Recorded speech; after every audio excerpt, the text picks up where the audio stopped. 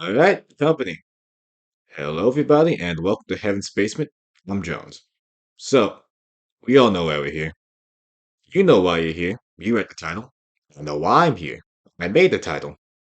So, let's get talking. So, for the past God knows how many years now, the self insert has been infamous throughout the entire role playing and larger Reddit community, if not the entire internet as a whole, because of their often unearned and unreasonably strong powers, often being viewed as a crutch for people without much radical role playing experience. You see, this is actually because of the existence of the equally, if not more infamous archetype, the Mary Sue. Mary Sue's, in the simplest of terms, are characters that lack any notable flaws, negative character traits, and depth. Usually also having a wide number of skills and or powerful abilities that outshine every other character in the story, whether they be party members or NPCs. But why is that? In order to find that out, all you have to do is take a quick, simple look at their very own lives. Chances are, you got something you don't have, or you got something you want more of. So, what do you do if you have no way of fitting it? That's right, use your imagination. And let's be honest here, like it or not, at one point or another, you've seen a piece of media, whether it be a show, comic, book, video game, movie, whatever you can think of, and you've wondered, how cool would it be if you somehow ended up in there? Since we can't really do that, to many of us, the self insert is the easiest, most straightforward, and most consistent way of capturing that feeling, even if only for a moment. And from an outside standpoint, there is somewhat of a sound basis for making self inserts. As a person, no one knows you better than yourself, right? The thing is, though, we, as people, kinda suck at looking at ourselves with no bias. So, when someone with less experience decides to make a character that's a self insert, they're usually a more static, idealized version of themselves, minus any notable flaws. That sound familiar to you? While not all self-inserts are Mary Sue's, a decent chunk of Mary Sue's also happen to be self-inserts. But that's the thing though. The issue here though isn't self-inserts by themselves. Usually, the problems we associate with self-inserts stem from a lack of boundaries with fellow players and or general writing experience. In role playing as a whole, being able to cooperate with others and set clear boundaries are some of, if not the most important skills to have to make sure everyone is having fun. So, when someone without those skills has little to no experience making characters of their own, decides to play themselves, things usually go south pretty fast, don't they? Said, I also believe that we, as a people, have a tendency to make generalizations based upon experience. Whenever you hear a story about how bad somebody's D&D campaign went, how many times have they included the term Mary Sue, a self-insert? What about shows, movies, comics, video games, hell, even books? We've all seen self-inserts before, and most of the time, whenever you hear someone's horror stories about a TTRPG campaign gone south, how many times have those stories included the term Mary Sue as self-insert? What about shows, comics, hell, even movies, video games too? We've all seen self-inserts, and sometimes the things we see them in don't tend to be good. Those things we see them in, more often than not, kinda suck. However, is that the fault of self-inserts, or is that the fault of the people writing them? Just like how we're not too good at looking at ourselves with no bias, we're no better at looking at other things without bias either. You see, I'm a firm believer in the idea that just about any concept, if given enough attention, can be interesting. Self inserts are no different. So, let's say for one reason or another, you want to write a self insert, maybe even play one. How do you go about it? So, first off, as a preface, I made this video under the assumption that whoever ends up watching this is going to be, well, like I said earlier, playing or writing a self insert. However, if they're gonna do that, they're gonna do it publicly. whether it be in a D&D campaign with no one they know in it, or they're publishing it somewhere public. So let's say if you're writing a comfort fic about you having a sloppy makeout session with future Trunks or something, and you have no plans on sharing it with anyone outside of a very small, close group of friends, or maybe you're in a campaign with friends and everyone's agreed to keep things light, simple, and not too deep, you're good. You have nothing else to learn from here, unless you just want general advice for the future. In my opinion, cringe culture and its effects have been disastrous for the human race, and I can tell you firsthand that it set my artistic development behind by years. But that's a video for another day. So, like I said earlier, like I said earlier, one of, if not the biggest complaint about self-inserts that I've seen is that they have a tendency to lack depth and often display a lack of creativity. So, the first part, that's simple. All you have to do is treat them the same way you would treat any other character. This can mean a lot of things, but the most important one being that while they may be a self insert, they're not you. They're a fictional character that happens to act kinda like you do. They might have a lot of your own traits, share a few of your personal experience, but at a fundamental level, they're still a fictional character at the end of the day. But like real people, fictional characters have distinct personalities, skills, flaws, ambitions, the list goes on. So, give yourself some. Come on, you're shoving yourself into a fantasy setting. There's no way you turn out exactly the same way as you did in real life, right?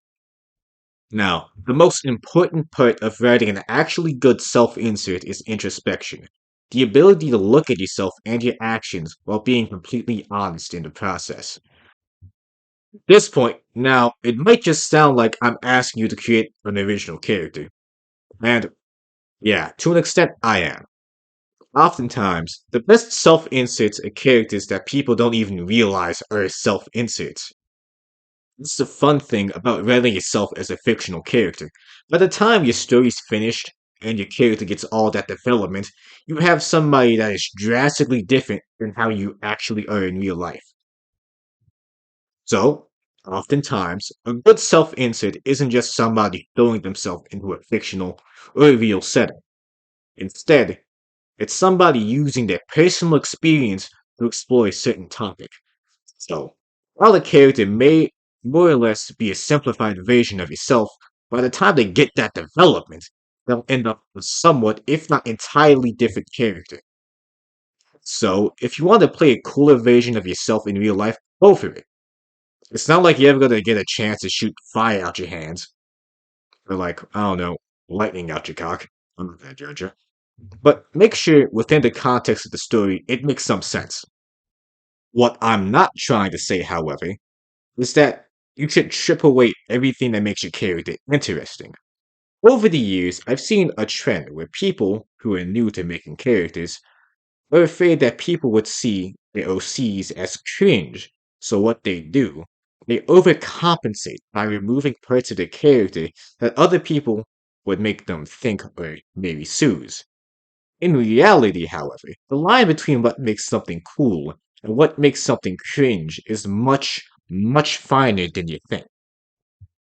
You don't have to make a character that's a generic farmer, that has a personality of a cardboard box and no defining traits to speak of. The entire point of writing is self-expression, and the entire point of role-playing is to have fun. So, if you play a character that has nothing going on for them, chances are you and the people you're playing with aren't gonna have fun either. Remember, just because something is fun for you won't mean that it's gonna be fun for everybody else. Now, of course, it's fun to run around an open sandbox and steamroll everything in your path sometimes. That's fun. I'm not going to say it's not. But that's why we have video games, and that's why you can also write your own stories. So, when you're writing for or playing with other people, things, of course, are going to be a bit different. And if you take anything away from this video, I want it to be this. Don't let other people decide what is or isn't fun for you.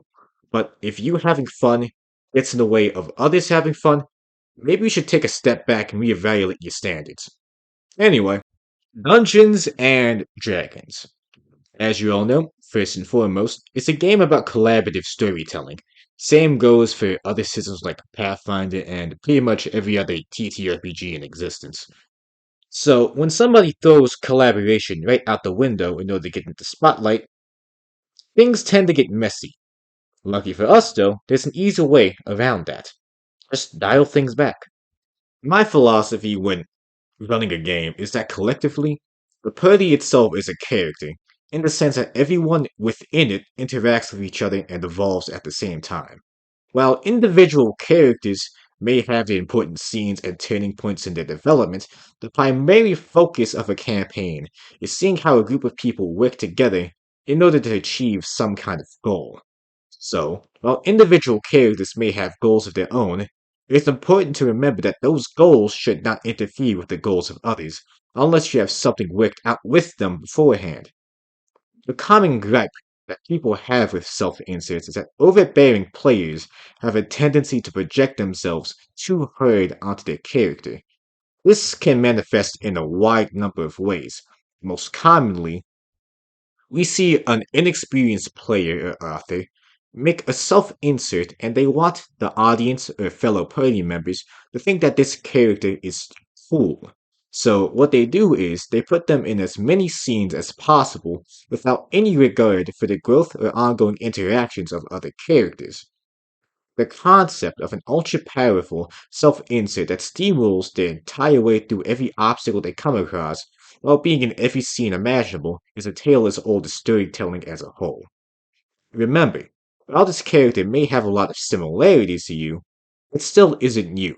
It's a fictional character based off of you. And, like all characters, they need some level of conflict to be interesting.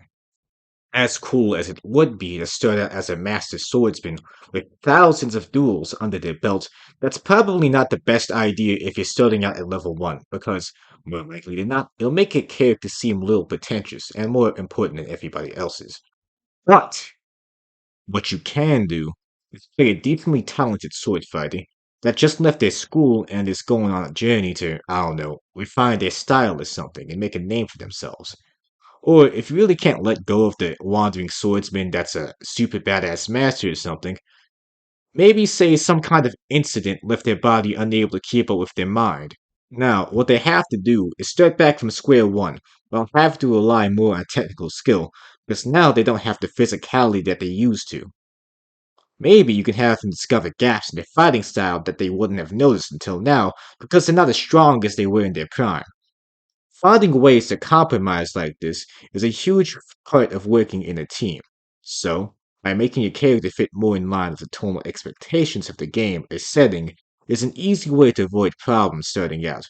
And it might just lead to some interesting character interactions down the line. Now, if you don't know what's going to fit in the setting, set aside some time to talk with your DM to see what will or won't work. Or if you're running the setting by yourself, try to keep in mind what would and wouldn't make sense inside of it. But that's more so general roleplay etiquette, so if you're running a story by yourself, feel free to completely ignore that because, well, you're running it yourself. You're in charge of, like, all of the world building. Anyway, yeah, that's all I have to say, really. The secret of writing a good self insert is to just treat them as you would any other character. Give them something to struggle against. Have them change and grow throughout the story. Know when to have them engage with other characters, and know when to keep them out of things for the sake of the story. And let's say you do want some wish fulfillment. In which case, ask yourself this question. Who gives a fuck?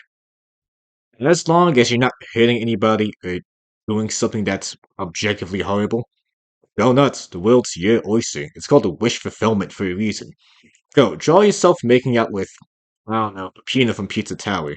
Draw yourself stealing Chi-Chi's husband, aka Goku. Draw yourself, I don't know, having a sloppy makeout session with Broly from Dragon Ball. Both of them, why not? Roll to your Osu and you don't give a shit. Sky's the limit, too. Anyway, since that's all the time we have left for today, remember to like, share, comment, and subscribe. See ya.